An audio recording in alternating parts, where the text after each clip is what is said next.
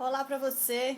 Hoje temos celebridade aqui no nosso canal, tapete vermelho para ele, que é o queridíssimo professor, um queridíssimo amigo, um grande doutrinador do direito civil, professor Nelson Rosenwald.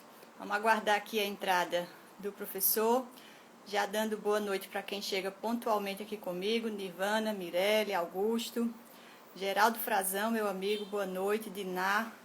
Sejam bem-vindos. A noite de hoje está especialíssima. Olha aqui, o nosso querido professor já entrou. Vamos. Só um minutinho, já está conectando. Boa noite, queridíssimo professor, queridíssimo amigo Nelson Rosenwald.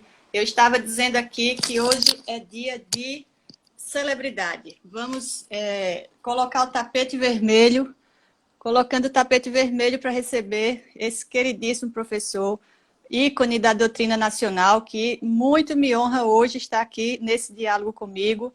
Boa noite, professor Nelson, seja bem-vindo. A casa, o canal é seu, sua, tudo a seu dispor. Que alegria, amiga Everilda, que bom conversar com você, conversar com as pessoas que já estão nos ouvindo, os que vão chegar, porque o tema é apetitoso. É quente. É quente, é bom demais. Então, eu acho que hoje a gente vai ter a oportunidade de falar sobre essa trajetória do risco da atividade, da responsabilidade objetiva nesses 18 anos de Código Civil.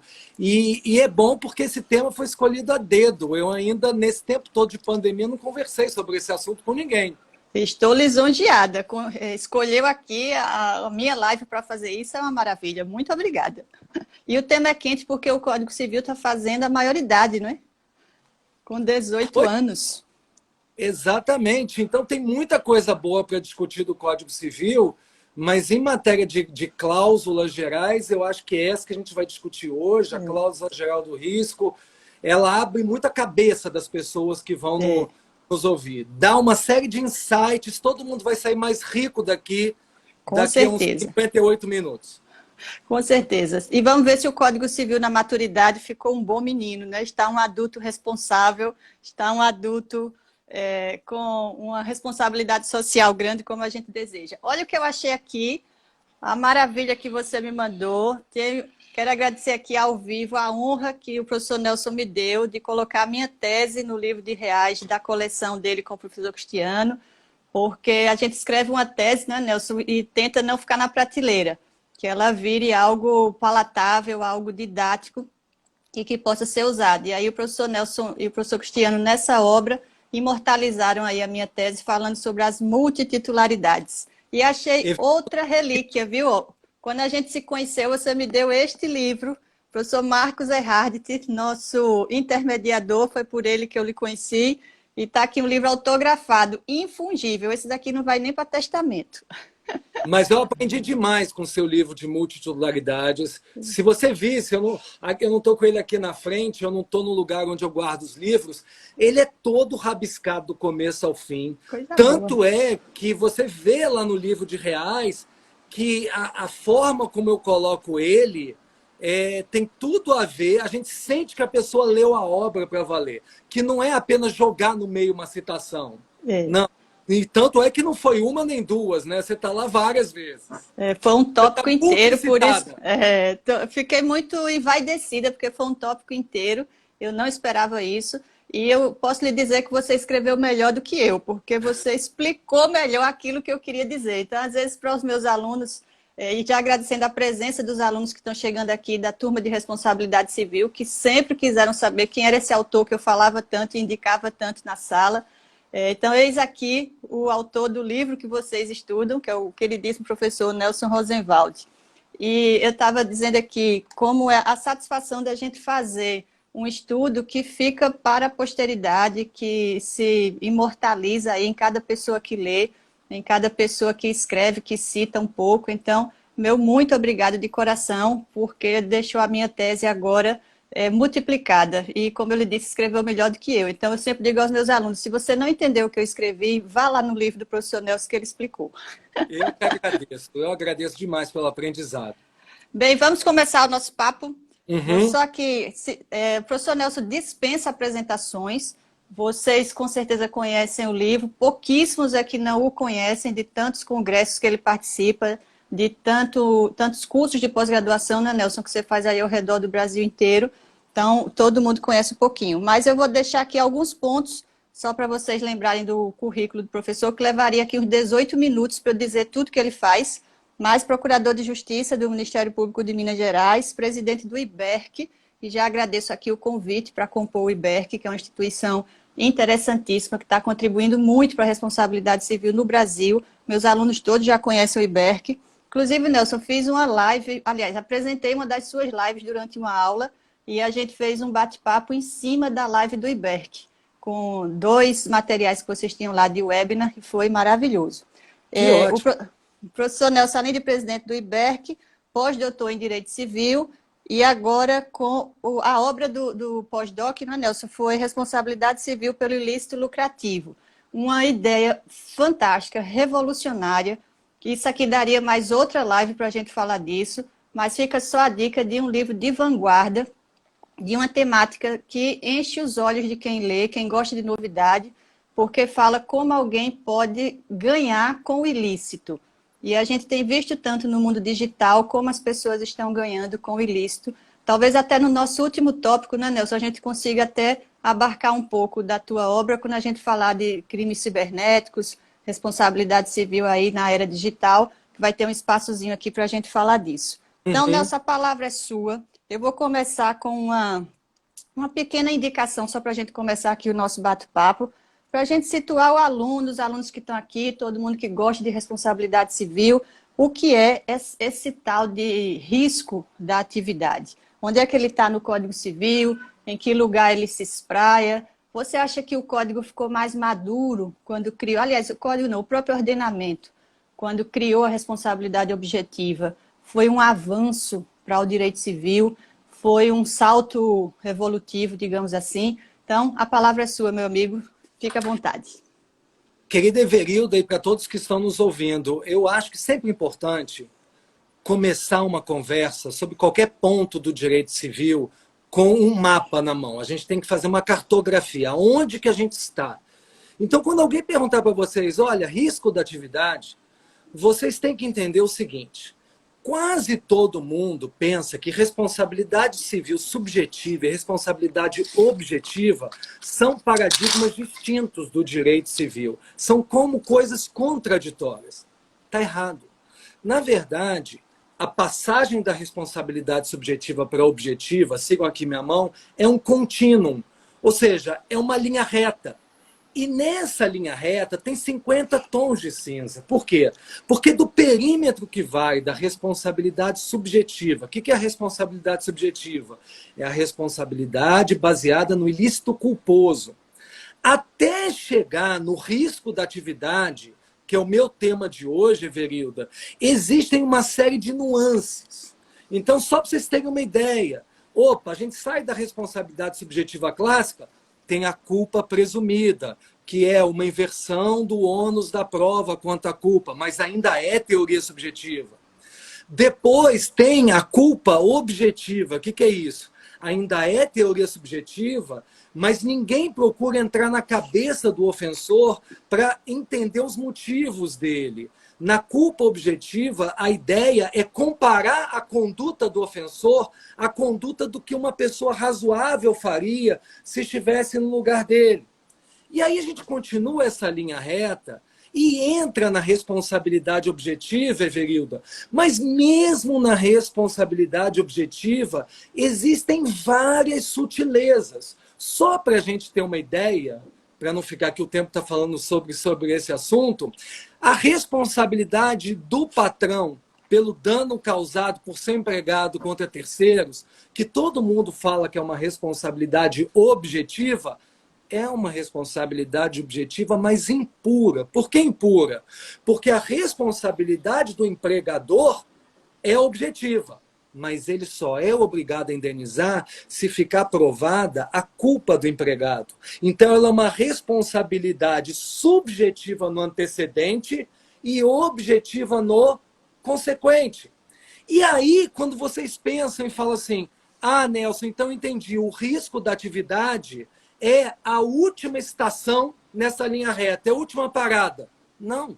Vocês verão que existem hipóteses de responsabilidade objetiva que ainda são mais graves do que a teoria do risco da atividade. Existe a teoria do risco integral, onde sequer existe a possibilidade do autor do dano excluir o nexo causal.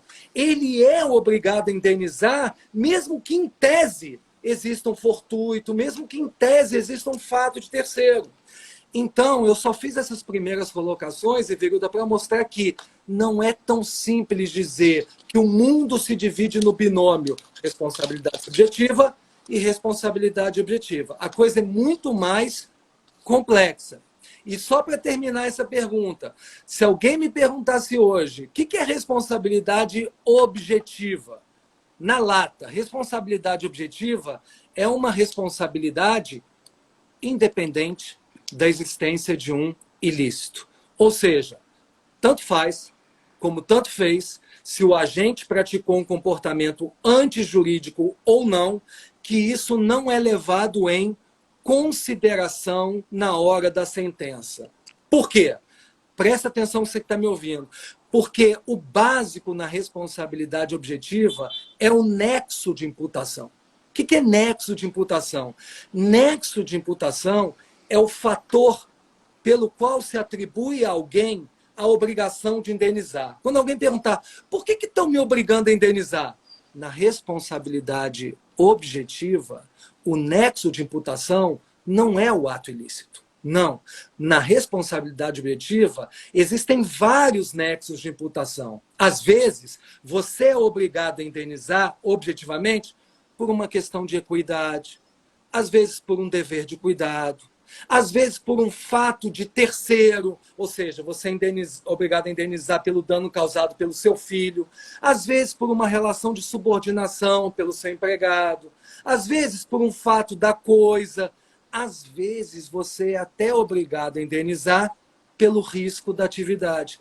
Então, em resumo, responsabilidade objetiva sempre está ligada à ideia de uma responsabilidade independente da existência de um ilícito. E o risco da atividade é uma das espécies em que se aplica a responsabilidade objetiva. E eu gosto muito, Nelson, dessa expressão do nexo de imputação, porque fica mais fácil a gente encontrar as saídas dos casos concretos, porque você vai primeiro procurar um dever jurídico daquele que atua. Então, qual era a responsabilidade que ele tinha naquela situação? Eu gosto muito da expressão da funcionalização dos direitos. Você tem um livro específico de responsabilidade civil falando da funcionalização dela. O meu primeiro livro fala disso, uma propriedade privada funcionalizada. Então, qual é o direito hoje que não está funcionalizado? Se ele tiver, ele está atrasado. O código inteiro está... Não só o código, o ordenamento inteiro vai buscando essa funcionalização dos direitos e o dever. Eu gosto muito da expressão daquele alemão Hans Jonas, que ele escreve um livro chamado Princípio Responsabilidade. E a diferença que existe no DA, a falta do DA, o princípio da responsabilidade é diferente do princípio responsabilidade. Porque se eu pensar no princípio da responsabilidade, eu estou falando no pós-dano. E se eu falar o princípio responsabilidade, eu estou falando de um dever jurídico de não lesar e de cuidar para que eu possa imputar a quem tinha aquele dever jurídico e que, por não ter agido bem, levou ao dano. Então, acho que a responsabilidade objetiva fica até mais clara da gente ver quando você percebe quem devia cuidar. Você. Então, é a você que eu imputo a responsabilidade por aquele ato lesivo. Então, acho que fica mais didático, mais claro. Por isso que eu gosto tanto dessa expressão do nexo de imputabilidade. Ela é uma palavra bonita, até chiquetosa para a gente falar, que palavras chiques a gente aprende melhor, não é? Mas vamos lá. Quando você falou do Hans Jonas, e depois até quero voltar a ele, mas até porque muitos que estão nos ouvindo vão ficar chocados. A expressão responsabilidade objetiva em si, ela é uma contradição em termos, ela é um oxímoro, é como se eu falasse um morto-vivo. Não tem morto-vivo a não ser nos seriados. Responsabilidade objetiva também é uma expressão ruim. Por quê? Porque responsabilizar quer dizer censurar, sancionar. Na verdade, só existe responsabilidade subjetiva, porque na teoria subjetiva que eu procuro um culpado, que eu olho nos olhos do ofensor e quero censurar o seu comportamento demeritório. Só que a responsabilidade objetiva, ninguém está olhando para o ofensor. O olhar é desviado para o ofendido. O que eu quero é reparar o dano sofrido pela vítima. Então não há uma ideia de responsabilizar, e sim de reparar danos. Por isso que eu prefiro, e você vai concordar, falar em imputação objetiva de danos, obrigação objetiva de indenizar. Mas responsabilidade objetiva pegou, né, Everilda? Então a gente continua utilizando responsabilidade objetiva por aí. E por falar, Nelson, você gosta mais de responsabilidade civil ou direito de danos? Porque é a expressão mais da moda agora, não é?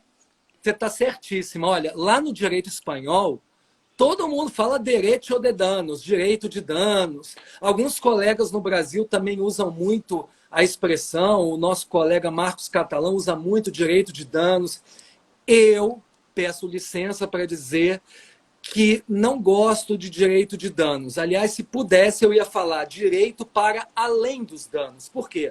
Porque quando se fala direito de danos, o foco fica todo na função compensatória da responsabilidade civil. Como se a responsabilidade civil, Everildo, ela se resumisse à reparação de danos. A responsabilidade civil é muito mais do que isso. Ela é polifuncional. Eu não vou negar que a função prioritária da responsabilidade civil até hoje é de compensar danos. Só que a responsabilidade civil, ela também visa, como você disse, prevenir ilícitos, punir ilícitos ou mesmo restituir ganhos ilícitos. Ou seja, a responsabilidade civil é muito mais rica do que o direito de danos. O direito de danos, a meu ver, é uma das vertentes da responsabilidade civil. Eu penso dessa maneira. Pois é, e nunca se falou tanto de novas expressões ou novas ramificações dessa responsabilidade. A gente tinha só o dano moral, aí saiu para o estético, agora para o existencial. O que era só dano moral, primeiro a gente reenquadrou em dano patrimonial e extrapatrimonial. Ou seja, nos últimos 18 anos, a gente colocou a responsabilidade civil de cabeça para baixo. Você que falou aí do nosso querido Marcos Catalã, que matou a culpa, né, que escreveu um grande livro chamado A Morte da Culpa no Direito, e a gente já tirou a culpa, já se fala em responsabilidade sem dano. Então, o direito da responsabilidade civil realmente está muito de cabeça para baixo nesses 18 anos. Você acha que essa série de novas expressões, essa releitura de tantos institutos, novas ramificações, isso foi um avanço para a responsabilidade civil, já que estamos falando dela nos 18 anos? Eu vejo pontos favoráveis e pontos contrários. Ponto favorável dessas ramificações, dessas novas terminologias. Eu acho que é enriquecedor nós sairmos, por exemplo, na questão do direito de danos, nessa dicotomia dano patrimonial versus dano moral.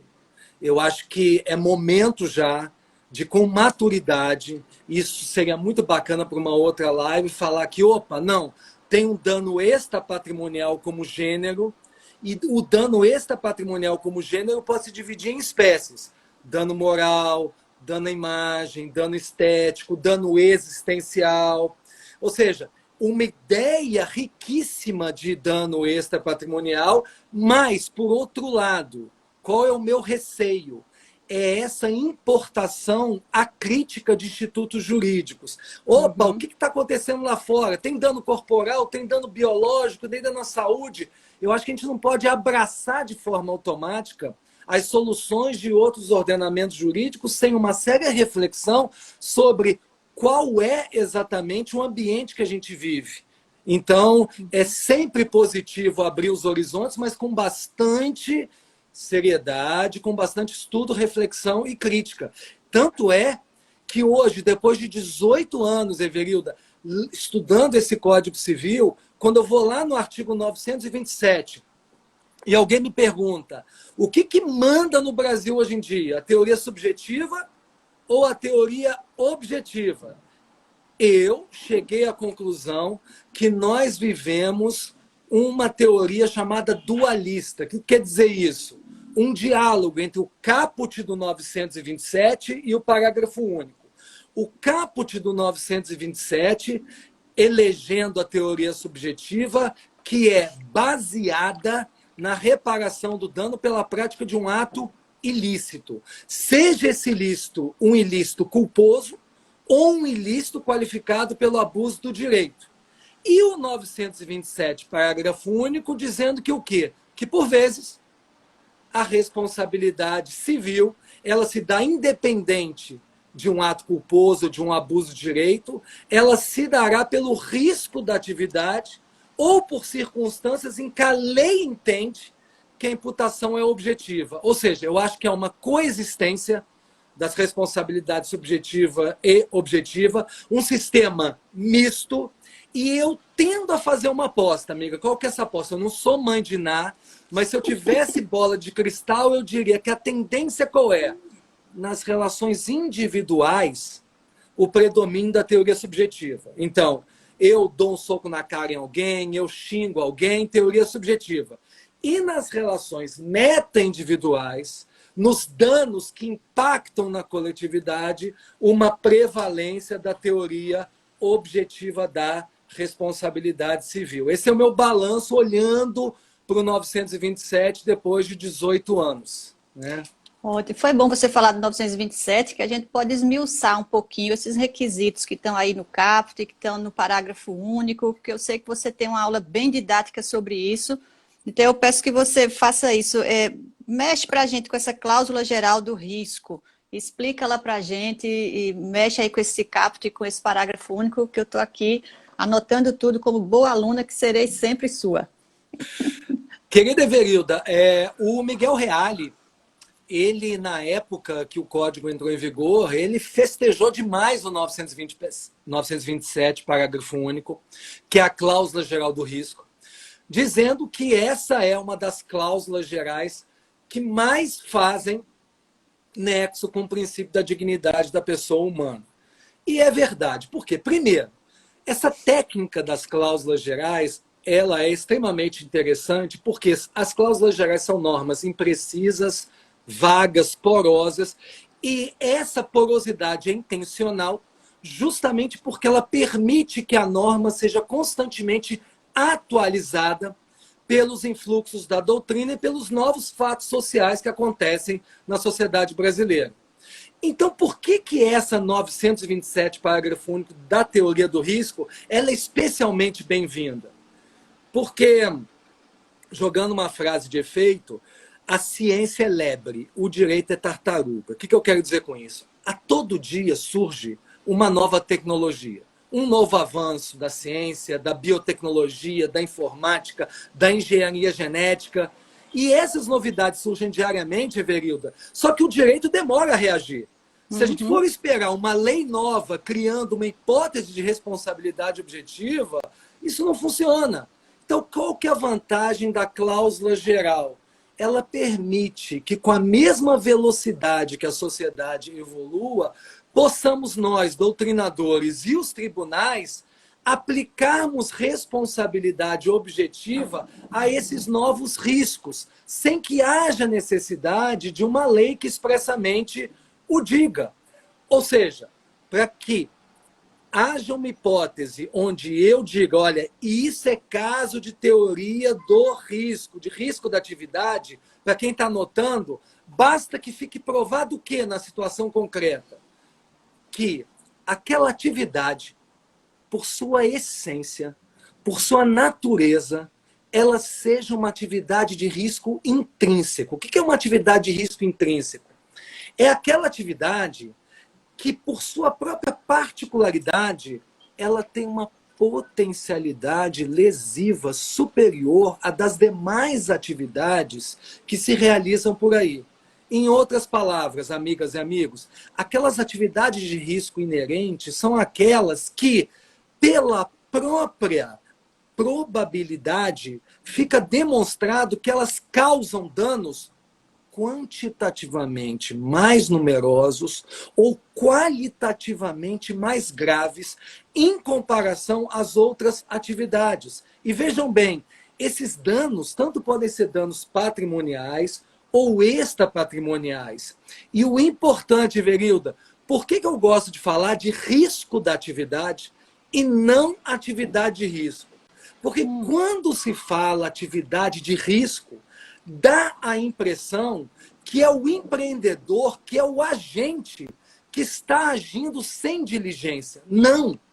O nome é risco da atividade porque é um risco inerente àquela atividade, independente de quem a exercite. Ou seja, mesmo que o empreendedor atue da forma mais escrupulosa e cautelosa possível, é da essência daquela atividade que ela fatalmente cause danos mais elevados que outras atividades. Ou seja, mesmo que o empreendedor faça tudo para se resguardar, para minimizar os riscos, aquela atividade, por sua natureza, ela causará danos mais elevados. Então, essa é uma primeira ideia para que o nosso espectador aí ele entenda o que é o conceito jurídico dessa cláusula aberta chamada risco da atividade. Não esgota por aí. É uma primeira ideia. Agora, Verilda, uma segunda ideia que se soma a essa. Quando o artigo 927, parágrafo único, ele se refere ao risco da atividade, vou até botar aqui para ler, para não escapar nada, ele diz, atividade normalmente desenvolvida. Por que normalmente desenvolvida? É porque essa atividade ela é uma atividade ilícita, ela é uma atividade regularmente exercitada, há um interesse social em que essa atividade continue, mas o legislador falou em risco normal para reforçar a ideia que esse risco é um risco próprio à atividade, que é um risco intrínseco, ou seja, só pode assumir esse risco aquele empreendedor que tem condição de evitar ou de mitigar esse risco. Então, vou dar um exemplo para a gente não ficar muito no mundo aleatório. Provedor de internet. O que seria risco da atividade para o provedor da internet? Ele indeniza você por um dano moral em razão de ofensas que são propagadas em sites? Qual que é a minha opinião, Nelson?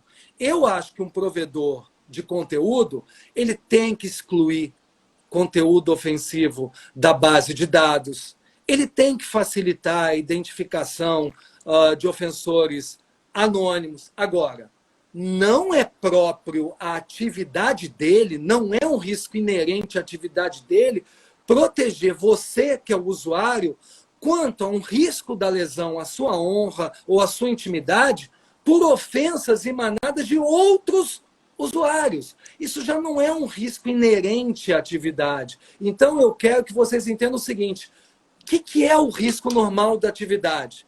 Sempre lembrem dessa frase. Onde há controle, haverá responsabilidade. Tudo aquilo que está dentro do meu controle, eu respondo objetivamente. É aquela frase do Stan Lee, do Homem-Aranha. Grandes poderes, grandes responsabilidades. É por aí. Tem muito para falar, mas eu tomo um fôlego aqui, hein, amiga? Toma um fôlego, toma uma aguinha que está ótimo. Eu fiquei lembrando aqui, Nelson, quando você falou em nexo de imputação, nós estamos não só falando muito em responsabilidade objetiva, mas criando redes de responsáveis. Então, nós temos contratos que são, por natureza, múltiplos. Os contratos de turismo mesmo, você contrata a companhia aérea, o guia turístico, a empresa de ônibus, então o dano vai sendo realizado ali, mas a responsabilidade vai se ampliando. Então, a gente vai buscando esse dever de cuidado, não só no único agente. E eu vejo isso como uma característica muito contemporânea da própria responsabilidade civil. Você conseguir identificar um conjunto de pessoas que exercem sua atividade lícita, mas de forma conjunta, para que tenham também a responsabilidade conjunta diante dessa vítima, não é isso? Isso é importante porque os exemplos que você apontou, Everilda, eles também remetem à responsabilidade objetiva no CDC. Uhum. E por que eu considero que a responsabilidade pelo risco da atividade do 927, parágrafo único, ela é um passo além da responsabilidade objetiva no CDC. Ela é superior qualitativamente. Porque a responsabilidade no CDC é objetiva? É. Mas não é responsabilidade objetiva qualificada pelo risco da atividade. Ela é uma responsabilidade objetiva qualificada pelo defeito. Ou seja, no CDC, um fornecedor ele só se responsabiliza perante o consumidor se ficar provado que o serviço dele ou o produto dele é defeituoso. O que é o defeito? O defeito é uma conduta antijurídica. Por quê? Porque é um produto ou serviço que lesou uma legítima expectativa de segurança do consumidor. Então, se essa responsabilidade é qualificada pelo defeito, o fornecedor só é condenado a indenizar se ficar provada essa prática desse comportamento antijurídico. O Código Civil não. A responsabilidade do 927, parágrafo único, ela se dá independente da existência de um defeito ou não do serviço. Porque serviço e atividade é a mesma coisa. Basta que fique provado no Código Civil 927, parágrafo único, que aquela atividade que te causou dano, ela causa riscos maiores do que as demais atividades que são praticadas em sociedade. Então, um exemplo, uma infecção hospitalar que mata alguém. Se eu for pelo CDC, tem que provar o defeito da atividade do hospital. Se eu for para o Código Civil, basta dizer que infecção hospitalar é um dano contraído num ambiente de risco da atividade, porque realmente contrair infecção é algo onde o risco, ele quantitativamente, ele é muito alto. Ou seja, é um patamar mais evoluído de responsabilidade esse do Código Civil do que aquele do CDC. Aliás, Everildo, o que eu posso te dizer é que, melhor do que isso, quando nós falamos da responsabilidade civil no Código, no artigo 927, parágrafo único, tem uma coisa que muita gente não percebe. Qual? E agora eu vou falar isso com muita alegria, porque as pessoas gostam muito de elogiar o Código italiano, o Código alemão. O nosso artigo 927, parágrafo único, dá um banho nos similares europeus, porque normalmente, quando eles falam em responsabilidade objetiva, eles exigem que a atividade que causou o dano seja perigosa. Aqui não. Aqui não. O CDC, o Código Civil, ele não fala em perigo, ele fala em risco. O que eu quero dizer? Quantos e quantos colegas que estão nos ouvindo pensam assim: ah, já sei, Everilda, risco da atividade vai acontecer quando tem uma explosão, quando tem uma substância que causa ali um dano onde alguém perde uma perna, onde é uma atividade de distribuição de combustíveis, atividade médica, entorpecente, tóxica. Não. Basta que a atividade seja indutora de um risco maior, independente de um perigo. Vou dar 2 exemplos. Cobrança de título por bancos, com protesto, negativação. Isso é risco da atividade, porque toda hora tem gente colocando o nosso nome em cadastro de inadimplentes indevidamente. Não tem perigo nenhum nessa atividade, mas a experiência mostra, a análise de dados mostra que toda hora tem gente sofrendo dano moral em razão disso. Outro exemplo, talvez que você gosta, porque tem a ver com o nosso futuro, né? Inteligência artificial. Quantos e quantos casos existem em que novas tecnologias causam danos, mas elas não são essencialmente simplesmente há um especial risco no exercício da atividade. Então, ou seja, o nosso Código Civil demorou para chegar? Demorou, mas quando ele chegou, essa cláusula geral, ela está muito à frente dos códigos civis europeus, justamente por dispensar o defeito e por dispensar o perigo. Então, é um ponto que nós temos a favor da nossa teoria do risco. E foi excelente você falar disso. Meu perfil aqui no Instagram fala muito sobre direito digital. Eu acho que é uma realidade inevitável. Nós não estamos falando mais de futuro e essa quarentena obrigou a gente a acelerar a vida digital.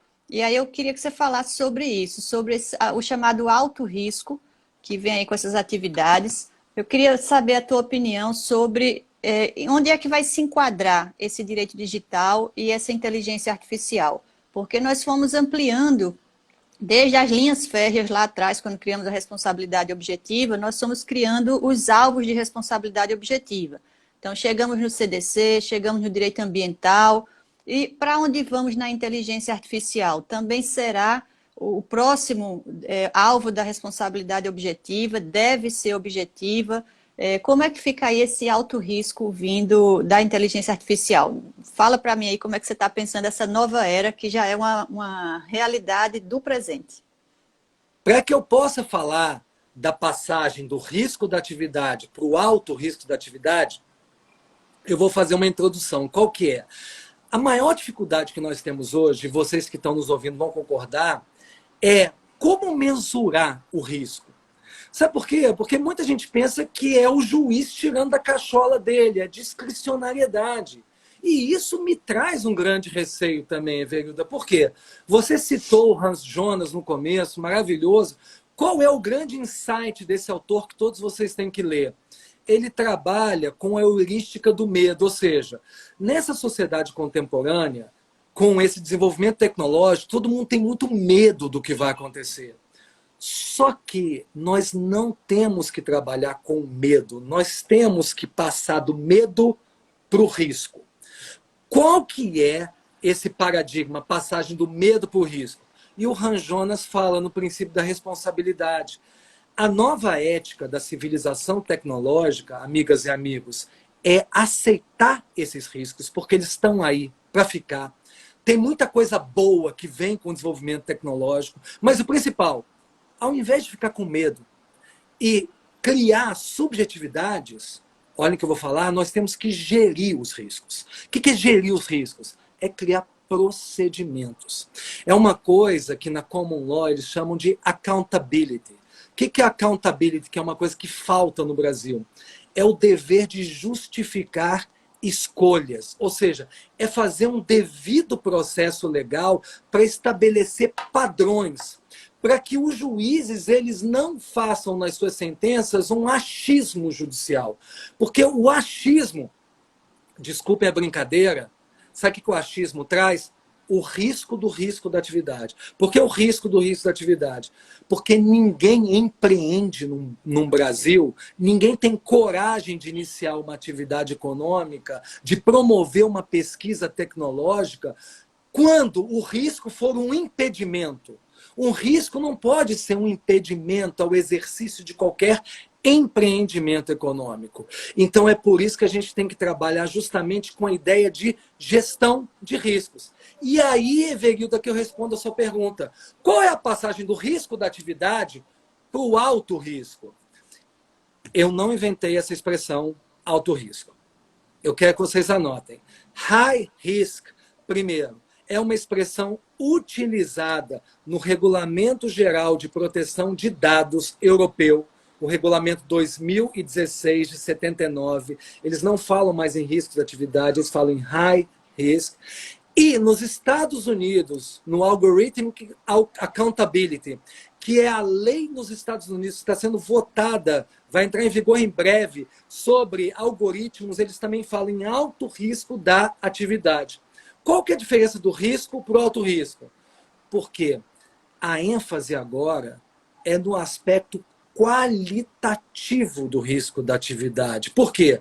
Porque diante das novas tecnologias, essas novas situações de danos que nos ameaçam não apenas nos ofendem, como indivíduos, nos ofendem como pessoas humanas, ofendem a nossa autodeterminação. O que eu quero dizer? Eu e Everilda, nós somos fãs do direito civil constitucional, que coloca o ser humano como protagonismo da ordem jurídica. Tudo isso é maravilhoso. Só que qual que é a realidade nua e crua? Hoje em dia, os algoritmos reduzem o ser humano a uma moeda de troca. A cada dia que passa, nós nos vemos não como pessoas únicas, e simplesmente como um bem jurídico que pode ser vendido por aí no mercado, um conjunto de uma base de dados que pode ser negociada livremente. Então, o alto risco da atividade, ele é uma espécie, Everilda, de reação do ordenamento jurídico contra condutas que são condutas que discriminam o ser humano, causam danos à nossa reputação, violação a dados pessoais. Exemplo, essas práticas de coleta massiva de dados, data mining, mineração de dados. Então, todas essas ofensas a direitos fundamentais, a liberdades fundamentais, elas já não podem mais ser tratadas simplesmente na lógica do risco da atividade. A reação a isso é o alto risco da atividade.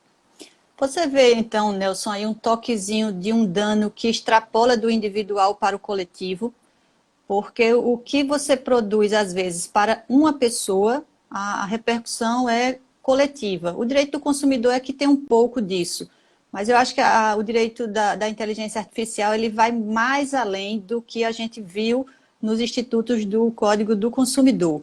E até eu perguntaria para você, essa responsabilidade do algoritmo, a gente fala em discriminação algorítmica.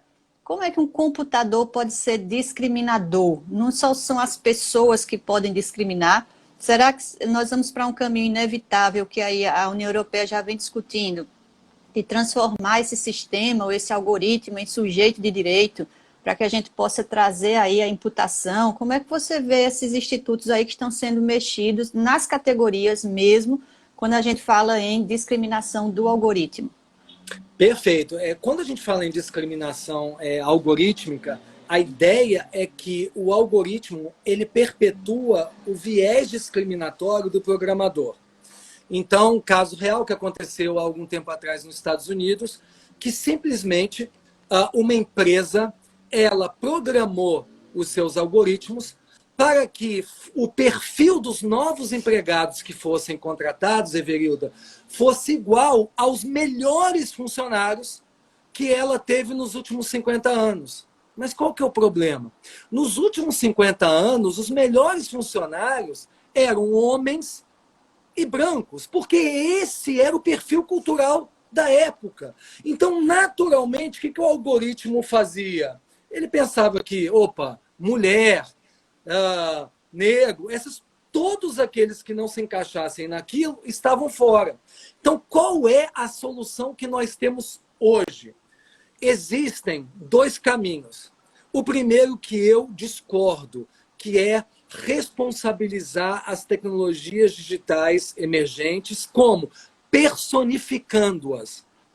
Nós só podemos personificar as tecnologias digitais emergentes em algum futuro que eu não sei quando esse futuro chegará, mas no momento básico em que eu puder falar que essas tecnologias digitais emergentes, elas verdadeiramente são inteligências artificiais. Ou seja, o momento em que elas verdadeiramente possam, isoladamente, sem qualquer suporte humano, fazer um autoaprendizado. Hoje ainda não. Por mais, Everilda, que a gente tenha já superado a fase do machine learning, chegado ao deep learning, ainda existe uma inteligência humana por trás. Quando você entra na loja do Amazon, lá nos Estados Unidos, para comprar um produto, e aí tem um sensor que diz automaticamente o preço, ainda tem um programador por trás. Quando você entra no Amazon e tem uma inteligência artificial que consegue captar se você está de bom humor ou de mau humor, ainda tem um ser humano por trás. Então, o que eu acho é que o caminho ainda é responsabilizar pessoas. Claro. E utilizando todo o conhecimento que nós temos da responsabilidade objetiva. Por enquanto, a gente não precisa criar nada de novo. Basta simplesmente adaptar os conhecimentos dos pressupostos da responsabilidade civil para essas tecnologias digitais emergentes. Então, carros automáticos, drones. Eu não preciso criar uma nova teoria da responsabilidade civil para carros automáticos e drones. Basta adaptar o que já há no risco da atividade para as peculiaridades do machine learning e do deep learning. É um grande desafio que a gente tem pela frente, amiga. Com certeza. E a minha preocupação, Nelson, é quando a gente vai procurar essa reparação e a vítima é muito pequena diante do tamanho da empresa que ele está lidando. Então, vamos imaginar aqui que eu não gostei da captação de dados que foi feito pela inteligência artificial. Daqui a pouco a gente tem a LGPD aí tentando nos ajudar nisso. Mas eu fico pensando o seguinte, aquele velho exemplo de que eu não vou a um juizado brigar por R$ 1 que a conta telefônica colocou a mais na minha conta. Eu não vou gastar meu tempo, meu suor, contratar um advogado para fazer isso. Então, quando a inteligência artificial atua danosamente, eu tenho medo quando ela pratica esses pequenos danos, mas que o efeito é coletivo. Então, como diria aquele velho Chapolin Colorado, quem poderá nos defender? Você vê algum tipo de poder efetivo no cidadão, trazido até pela LGPD, ou a gente só vai conseguir realmente uma atitude mais protetiva no âmbito do coletivo? Tem um nome que eu gosto muito. Lá nos Estados Unidos e na Inglaterra, eles chamam isso de trifling damages. O que é isso? São as indenizações desprezíveis. Por quê? Porque o dano individual é pequenininho, mas o conjunto da obra é uma coisa de louco. Então, a companhia telefônica que cobra 10 centavos a mais na conta da Everilda e ela nem percebe, mas multiplica esses 10 centavos por 10 milhões de pessoas. É aí que entra exatamente a discussão onde você quer seguir, Everilda, que tem 3 caminhos. Quais são os 3 caminhos? Primeiro, o preconizado por Antônio Junqueira, que é a ideia do dano social. Ou seja, a ideia do dano social que não vingou, mas que pode ser perfilhada pela ação civil pública. Ou seja, quando o Ministério Público e outros legitimados ajuizam uma ação de reparação pelo dano moral coletivo, o dano moral coletivo é capaz de encampar num grande valor todos esses interesses individuais homogêneos que foram lesados pelo mesmo fato, mas eles estão dispersos na sociedade. Então, esse seria um caminho interessantíssimo, né? Um outro caminho, que é algo que eu escrevi nesse livro, sobre que você falou no começo, que é a responsabilidade civil pelo ilícito lucrativo, é exatamente responsabilizar esses agentes econômicos pelo seu enriquecimento injustificado. Ou seja, o aspecto do dano é insignificante, mas os ganhos obtidos por essa atividade são fantásticos. Ou seja, na calculadora que esses agentes econômicos têm na mão, no cálculo custo e benefício, vale a pena lesar interesses patrimoniais e interesses existenciais.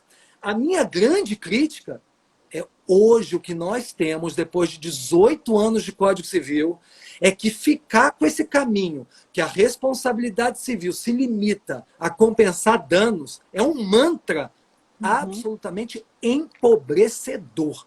Eu acho que a responsabilidade civil tem muito a dar, mas tem que ampliar o horizonte do nosso pensamento. Essa funcionalização da responsabilidade civil começa partindo de uma premissa, qual? Prevenção. E quando a gente fala em prevenção, eu não sei se dá tempo, mas tem 2 tipos de prevenção. Prevenção de danos e prevenção de ilícitos. Prevenção de danos é exatamente esse comentário que você fez. Ou seja, é que nem a Lei Geral de Proteção de Dados, que entrará em vigor, que ela traz métodos exatamente de accountability, ou seja, de estatística, uma autoridade nacional para exatamente ver quando houve ou não uma lesão aos nossos interesses, justamente para prevenir esses danos. Isso é fantástico. E prevenir ilícitos também. Prevenir ilícitos através de sanções punitivas, sanções restitutórias. Isso é muito importante. Ou seja, eu acho que evoluímos bastante, sim, mas tem muito a ser feito, amiga. E o papel principal é da doutrina. Nós que estamos à frente, como o professor Paulo Lobo sempre diz, o que está de errado no Brasil é que muitas vezes nós ficamos repetindo jurisprudência. Não.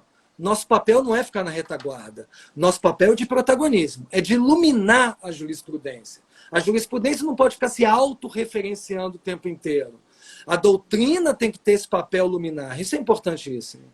E esse papel também dos advogados, que quantas vezes nós não levamos grandes teses jurídicas para os julgamentos. Nós ficamos também autorreferenciando, procurando ali acórdãos. Parece que se o STJ não disse, não serve, nós não procuramos os caminhos. Então, acho que a doutrina precisa ser levada pelos advogados, por todo mundo que peticiona, para pressionar o judiciário, que tem algo mais a se dizer do que julgados anteriores. Então, principalmente com o novo CPC, que o juiz tem que enfrentar as teses, que nós nos disciplinemos para forçar o judiciário a enfrentar as nossas teses.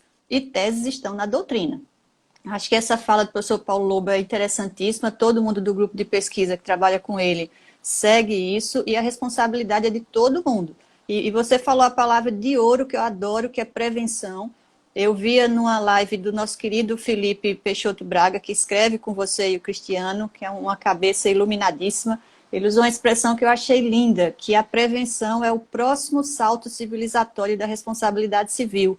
Porque eu acho que realmente até a vítima está tão acostumada na reparação que ela mesma não se preocupa com a prevenção.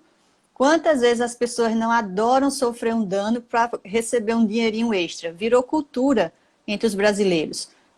Eu fico pensando que seria uma petição onde alguém pedisse somente o pedido de desculpa da outra parte. Seria tão estranho. Ou que ele fizesse uma ação social compensadora daquele dano que ele praticou e que repercute negativamente. Então, o pedido de desculpas, a obrigação de fazer coletiva, nada disso a gente dá valor ainda culturalmente no Brasil. A gente quer aquele dinheirinho da indenização e isso está arraigado. E por isso que eu gosto tanto de um tema, até escrevi sobre isso, o abuso de direito, às vezes, da vítima, que aumenta a repercussão do dano para conseguir uma indenização maior. E a gente vê isso nas redes sociais. Então, eu não fui bem atendido por um profissional, já espalho nas redes que ele é um péssimo profissional, para levar para o processo que aquilo viralizou, quando foi a vítima quem produziu a expansão do dano. E tem se escrito muito sobre isso, né? O dever de mitigação do dano por parte da vítima, porque eu acho que tudo vem por essa ideia de responsabilidade. A responsabilidade moderna, contemporânea, é a do agente, mas é também da vítima, é todo mundo caminhando para um estado mais equilibrado de coisas, até porque às vezes o dano na responsabilidade civil ele é um grande acidente. A própria empresa não queria aquele dano, mas aconteceu. Explodiu lá uma caldeira, explodiu uma tubulação, ninguém queria matar ninguém, mas aconteceu.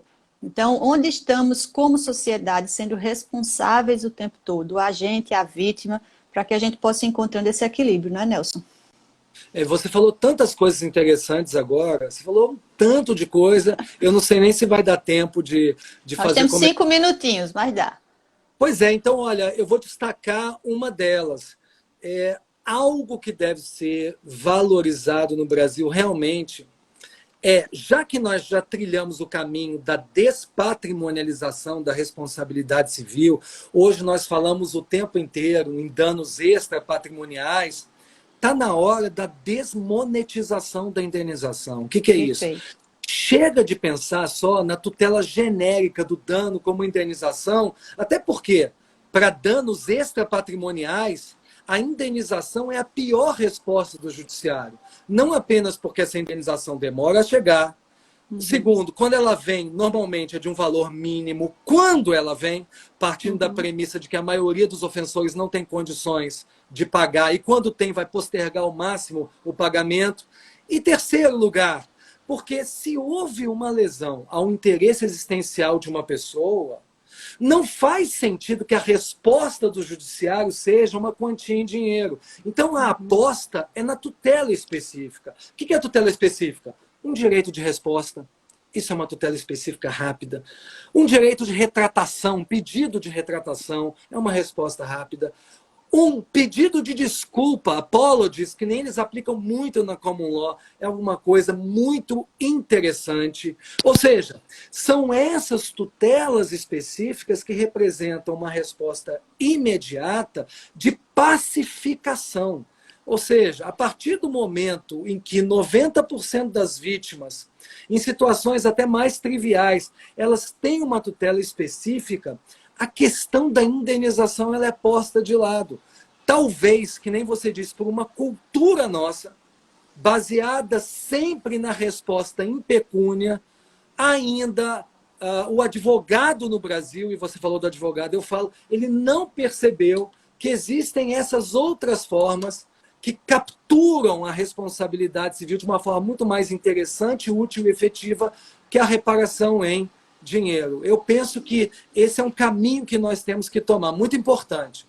E às vezes o próprio cliente não quer, né? Você tenta estimular ali outras formas de reparação, mas o cliente só quer, às vezes, a remuneração. Então, precisamos trazer uma nova cultura da responsabilidade civil, em cima de funcionalização, de responsabilidade, justiça social. Acho que ainda temos muito a trabalhar nessa área, e por isso a importância de um IBERC aí da vida, para bater na porta das pessoas, trazer esses assuntos à tona, porque virando pauta, a gente acaba internalizando, né, Nelson? Veja só, Nelson, nós temos alguns minutos aqui preciosíssimos, não sei se você quer fazer algum comentário final, algum tópico aí mais específico, porque nós temos algumas perguntas aqui, acho que dá para responder pelo menos uma, a não ser que você tenha algum tópico que você queira ressaltar. Não, eu só queria enfatizar a minha alegria de estar aqui com você e dizer que realmente o IBER, que é o Instituto Brasileiro de Estudos de Responsabilidade Civil, é um canal maravilhoso para quem está nos ouvindo e fala, eu gosto de responsabilidade civil para caramba. Então o IBER é o lugar que tem responsabilidade civil de A a Z. Vocês encontram de tudo nas redes sociais, nas nossas revistas, publicações, tudo. Nem vou fazer propaganda, porque quem tiver interessado vai visitar, né, Everilda?